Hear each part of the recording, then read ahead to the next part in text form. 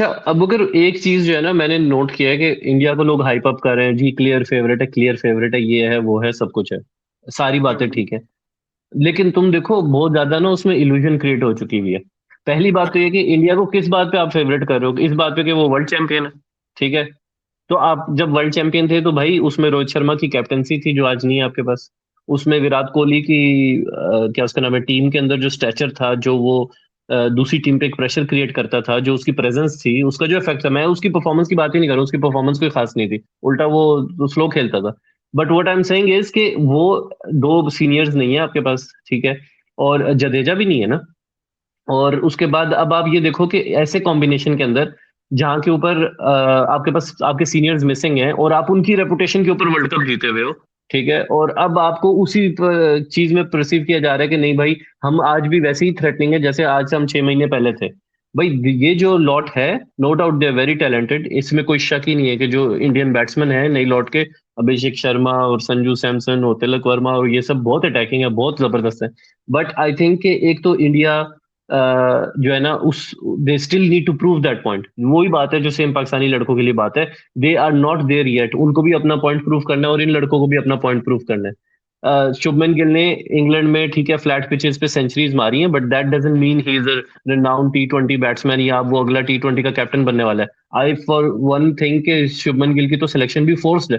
There are better players outside on the bench जो बैठे हुए हैं, जिनको छोड़ के आपने शुभमन गिल खिलाना शुरू कर दिया।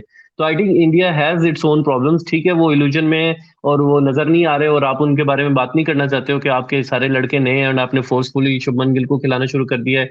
और आपने, ठीक है, आपके पास ऑप्शंस भी बहुत ही ज्यादा हैं, आई एग्री कि उनके पास बेंच पे स्ट्रेंथ ही बहुत ज्यादा है। बट मेरे ख्याल से इंडिया को एक थोड़ा रियलिटी चेक भी, there is a space somewhere के जहाँ पे उनको रियलिटी चेक दिया जा सकता है कि you are not the same India जो 6 महीने पहले कोहली शर्मा की कैप्टनसी में खेल रहे थे और वर्ल्ड कप जीते थे। That was something else and this is something new. आपको you need to prove yourself again. तो इस लॉट को फिर से कुछ बताना पड़ेगा, कुछ करके दिखाना पड़ेगा।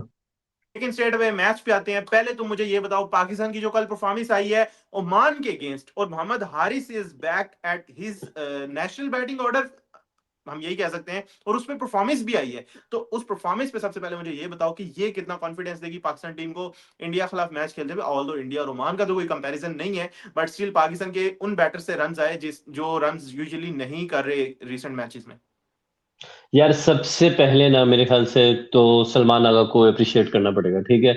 दिस इज द लीडरशिप यार, ये इसको लीडरशिप कहते हैं। आप अपने 50 का नहीं सोचते हो, आपने उस बंदे के बारे में सोचा जो पिछले 7-8 मैच से फेल हो रहा था, ठीक है। क्लैपिंग एंड करते आपने हैं। उसको उसको अपॉर्चुनिटी दी। देखो इसमें सलमान आगा डिजर्व्स ऑल द रिस्पेक्ट। कल जो 66 रन हारिस के आए ना, वो हारिस के नहीं, सलमान के थे। एंड ओनली सलमान के थे, उसमें फखर का रोल था, फखर नहीं नीचे आया। ऑब्वियसली कोच का भी इसमें रोल होगा, टीम मैनेजमेंट का। बट मैं तुम्हें ये बताना चाह रहा हूँ, ये नहीं होता था ना पहले पाकिस्तानी टीम में। पहले पाकिस्तानी टीम हम्म। में कब होता था कि यार कप्तान अपनी जगह दे रहे दूसरे लड़के को, यार तेरा कॉन्फिडेंस कम है। ये तो मेसी करता था सॉरेज के लिए कि चल तू पेनल्टी ले ले यार, अगर मैं मेरे गोल आ गए तेरा भी गोल आ जाए। वो वाला सीन कर रहे हैं लोग। तो I think this is team building, this is the bond between the players जो आपको नजर आ रहा है, ठीक है। अब आगा ने पहले भी इंटरव्यू में आके कहा कि आपको उसके फेलियर नजर आ रहे हैं, आपको उसका सेक्रीफाइस नहीं नजर आ रहा है जो वो कर रहे हैं टीम की खातिर। तो आई थिंक बहुत अच्छी एग्जाम्पल सेट की आगा ने और फखर ने, बाकी टीम मेंबर्स ने, जिन्होंने उसको अपॉर्चुनिटी दी है। और मतलब फुल क्रेडिट टू हारिस जिसने अपॉर्चुनिटी को सही से पकड़ा। आई नो ओमान है, छोटी टीम है, सब कुछ है। भाई 7-8 मैचेस आप फेल हुए हो ना, और आपको पता हो one do and die opportunity मिल रही है आपको, तो आपको फिर मुश्किल होता है, बहुत प्रेशर होता है। बट आई थिंक देखो, नेचुरली स्पीकिंग, हारिस के लिए नया बॉल, ट्रू बाउंस, ठीक है, नया बॉल जो है ट्रेवल करता है, उसके ऊपर शॉट लगती है, वो जाता है। एंड मैं हारिस के बैट के शॉट्स को देख रहा था, एंड मुझे एक चीज रियलाइज हुई कि उसकी जितनी शॉट्स थी ना, अगर ये पावर प्ले के बाद में होती तो बहुत कम उसकी शॉट्स थी जो चौके लगने थे। उसके चौके काफी ऐसे थे जो सामने लॉन्ग ऑन पे लॉन्ग ऑफ पे लगा, क्या उसका नाम है, मिड विकेट की तरफ गए, वो तब गए हैं क्योंकि पावर प्ले चल रहा था। तो आई थिंक उसके लिए नेचुरली पावर प्ले का ही गेम सूट करता है। And Pakistan needs to learn this in an effect के आपको लॉन्ग टर्म में ना हारिस को 1 2 3 पे ही एडजस्ट करना है, एंड बेटर एट 1 और 2 देन 3 एज वेल। तो मेरे ख्याल से this is going to be a good problem in the future कि Pakistan has so many options at the top, कि आपके पास ज्यादा, आपको देखना पड़ेगा कि who can perform better at 1 and 2 then 6 और 7 पे जो खिलाना पड़ेगा।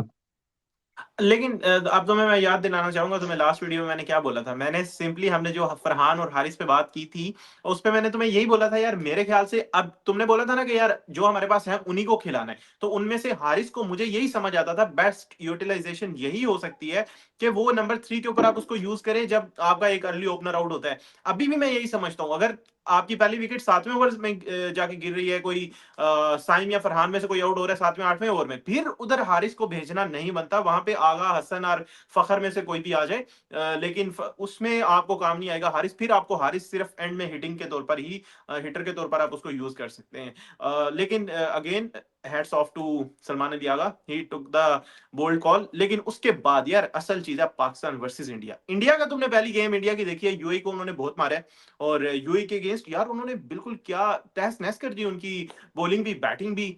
41 पे उनके 2 आउट थे, 57 पे ऑल आउट हो गए, उसके बाद 4 ओवर्स में उन्होंने 5 ओवर्स में चेस कर दिया, और 10 पे उनका रन रेट चला गया इंडिया का। तो अब इंडिया का जो मुकाबला है इस टीम का, वो पाकिस्तान की इस टीम से है। तो अब इस दफा मुझे लगता है आईपीएल वर्सेस पीएसएल टैलेंट वाली बात है, क्योंकि हमारे भी पीएसएल के जो परफॉर्मर्स हैं वो हैं, और उधर से भी आईपीएल परफॉर्मर्स आते हैं, उनकी टी20 टीम उन्होंने भी नहीं बनाई है, ऑल्दो वो उस तरह से ट्रांजिशन फॉर्म में नहीं गुजरे जिस तरह हम गुजर रहे हैं, स्ट्रगल कर रहे हैं।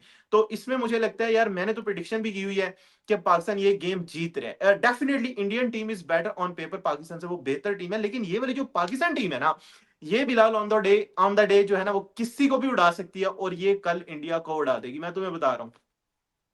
यार सबसे पहली बात ये, जो इंडिया का यूएई का मैच हुआ है ना, मैं इंडिया को उसका 1% भी कोई क्रेडिट देने को रेडी नहीं हूँ, ठीक है। India is world T20 champion, ठीक है, और UAE is nowhere in the listing. वो आपको खेल ही नहीं रहे, वो आपकी बॉल को और आपकी बैटिंग को खेल ही नहीं रहे, वो आपके नाम को खेल रहे। They playing you on reputation. तो जब बुमराह बॉल करते हुए आ रहे हैं ना सामने से, तो आप बुमराह को खेल रहे हो, आप बॉलर को खेल ही नहीं रहे हो। तो यूएई के साथ तो देखो, जो कुछ भी उन्होंने किया, दैट डजंट काउंट। अब इंडियंस बोलेंगे या इंडियन फैंस बोलेंगे, भाई अगर ऐसी बात है तो पाकिस्तान की कैसे काउंट होती है? भाई पाकिस्तान की इसलिए काउंट होती है क्योंकि जो भी छोटी टीम पाकिस्तान के साथ खेलती है ना, they are always in the hope कि ये है मोमेंट कि हम अपसेट कर सकते हैं। तो they always play to the potential at their best, जो छोटी टीम्स होती है पाकिस्तान के खिलाफ, क्योंकि उनको उम्मीद होती है जीत जाएंगे। लेकिन इंडिया के खिलाफ nobody ever thinks of winning, चाहे अफगानिस्तान हो, चाहे कोई भी दूसरी कंट्री की टीम हो। तो पाकिस्तान के साथ टीम्स जो है ना, वो उम्मीद रख के खेलती है कि हम जीतने का चांस बना सकते हैं, तो इसलिए मतलब वो यहाँ अपने पे पोटेंशियल चांस पे है। हाँ, वहां पे वो ज्यादा जोर लगाते हैं। तो इंडिया के खिलाफ तो वो हार के आते हैं कि यार ये तो हारना ही है हमने। तो मैं कह रहा हूँ मेंटली साइकोलॉजिकली वो हारे हुए होते हैं। तो इंडिया की performance against UAE has no meaning whatsoever. ठीक है, वो इंडिया ने अच्छा खेला है, वट, मैं उसको ज्यादा कुछ नहीं क्रेडिट दूंगा, बट ना ही मैं कोई ओमान वाली जीत का पाकिस्तान को बहुत ज्यादा क्रेडिट दे रहा हूँ। बट यस, यूर राइट, मेरे ख्याल से Indians are underestimating Pakistan, जैसे उन्होंने आज से 3-4 महीने पहले हमें अंडर एस्टिमेट किया हुआ था। तो आई थिंक कि जब भी वो हमें अंडर एस्टिमेट करते हैं जब भी वो हमें अंडर यार एस्टिमेट करते हैं, तो उस वक्त जो है ना, फिर ऐसा ही होता है कि उन लोगों को बाद में फिर जो है ना टाइम आउट लेना पड़ता है रेफरी से बात करके। आई थिंक इस दफा भी उनको जल्दी टाइम आउट चाहिए होंगे।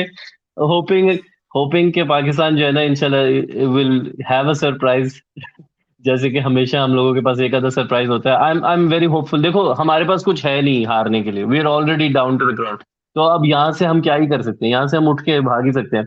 मुझे मुझे सिर्फ ये लगता है चीज अच्छी लगती है कि हमारे कप्तान की इंटेंशंस बिल्कुल क्लियर है। मुझे अब्दुल रज़ाक याद आता है, जब तक वो सिलेक्शन कमेटी में नहीं गया था ना, तो कहता था बात सारी नीयत की होती है, और जब वो सिलेक्शन कमेटी में गया तो उसकी अपनी नीयत ही खराब हो गई थी। मैं कह रहा हूँ कि बात नहीं, सारी नीयत जरूरी की तो नहीं है होती है। नियत खराब हुई हो, यूजुअली ये भी तो होता है ना, लाइक आपके हाथ में उतनी चीजें नहीं होती, डिसीजन कोई और ले रहा होता है। तो बट ठीक है, फिर आपको जाना नहीं चाहिए था ना, आपको जाना नहीं चाहिए था, आप उधर जाके तो अपनी बातों के खिलाफ हो गए थे। अच्छा, एनीवेज, वो एक खैर। अलग बहस है। मैं ये कह हाँ, रहा हूँ, आगाज की इंटेंशन इज वेरी क्लियर, सही है, he is very positive, and he is, मतलब मुझे लड़कों में बिल्कुल भी कोई प्रॉब्लम्स नहीं नजर आ रहे। आज से जो साल 2 साल पहले हमारी ग्रुपिंग की और ये मसले और वो मसले, I think we are all out of it, everybody has moved past it. हर बंदा, जो 2-3 लड़के टीम में पुराने हैं भी, आई थिंक इवन उनका भी, अगर तुम ये देखो ना 2020 टू में और 21 में जो हमारी टीम्स थी, जो नई टीम्स बनी थी अंडर बाबर्स, जो पहली दफा हमने इंडिया को वर्ल्ड कप में हराया था 21 में, वो क्यों था? It was a fresh team, उसमें से कोई पुराने लड़के नहीं थे, and the bonding was there, और हर कोई एक दूसरे के लिए परफॉर्म करवाना चाहता। Everybody was banking everybody. सबसे मेजर बात वो थी, टैलेंट तो तब भी था और टैलेंट आज भी है हमारे पास। लेकिन सबसे अच्छा, बड़ी फैक्टर ये था कि तब बॉन्ड था और बीच में बॉन्ड खत्म हो गया था। And I think we are back at the moment जहाँ पे कैप्टन जो है वो लीड कर रहे हैं और लड़के सारे एक दूसरे को बैक कर रहे हैं।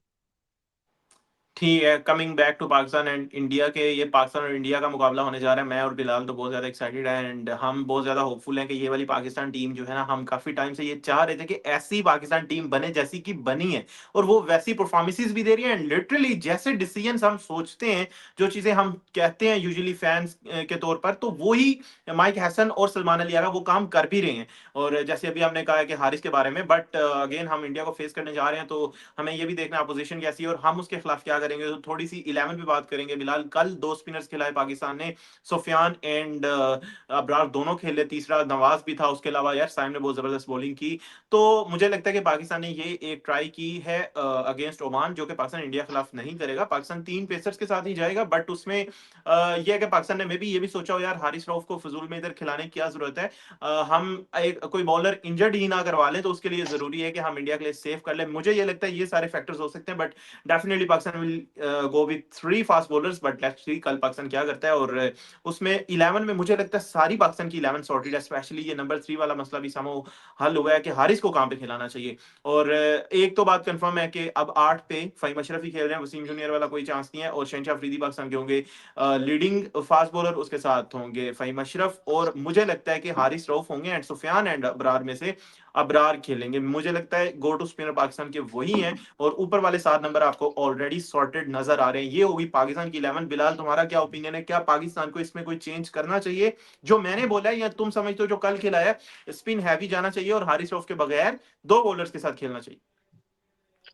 यार देखो, मेरे ख्याल से ना ये इस पे है ही नहीं कॉम्बिनेशन 11 कैसा बनाना है, आपको स्पिन हैवी बनाना ही है, ये होगा डिसाइड कल पिच देख के। तो कल पिच कैसी आएगी उसके हिसाब से होगा। और हमने कि लास्ट मैच में भी उन लोगों ने पिच के हिसाब से वो फैसले कर रहे हैं, दोस्ती यारी पे फैसले नहीं हो रहे कि ये दोस्त है इसको खिलाने हैं 4 मैच, ऐसा नहीं चल रहा है। इसकी परफॉर्मेंस अच्छी आ रही है तो इसको खिलाना है, इसने पिछले मैच में 5 विकेट लिए हैं तो इसलिए अब इसको अगला मैच खेलना है, ऐसा नहीं चल रहा।